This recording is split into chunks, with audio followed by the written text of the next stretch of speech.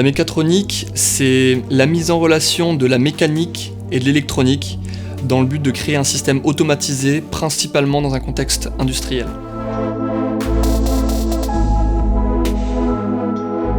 En fait, la mécatronique, c'est quand on a une machine automatique, pour faire bouger des objets, on a besoin d'éléments mécaniques pour attraper ces objets. Mais ensuite, pour que ça puisse fonctionner d'une manière automatique, on met des capteurs qui sont, eux, remplis d'électronique.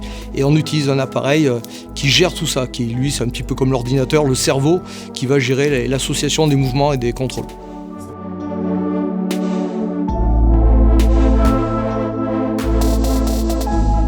À la base, je viens d'une formation de génie mécanique. Durant les cours, j'étais pris de passion par l'automatisme et la robotique, et j'en suis venu à vouloir faire de ça mon corps de métier.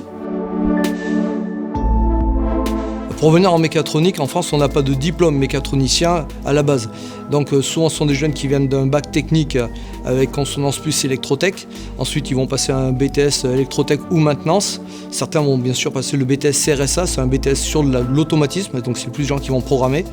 Et ensuite, ils vont se retrouver certains dans une licence, et là, on commence à parler de mécatronique.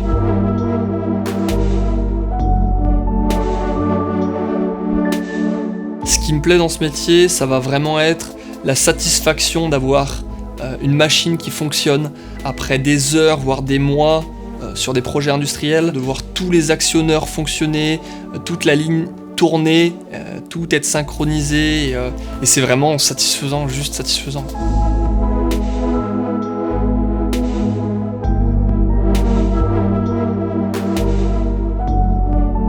J'inciterai les jeunes à aller en mécatronique parce qu'en fait c'est un métier où on ne s'ennuie pas, les choses sont très diversifiées, et ensuite même si on sait monter un modèle de machine dans notre vie professionnelle, on va être obligé de s'adapter à d'autres machines. À notre point, la technologie évolue très très vite et il va falloir qu'on s'adapte avec les nouveaux composants, les nouveaux capteurs qui arrivent. Donc beaucoup d'adaptations, beaucoup de changements dans la vie professionnelle. C'est un métier d'avenir, l'industrie embauche énormément, on recherche des automaticiens.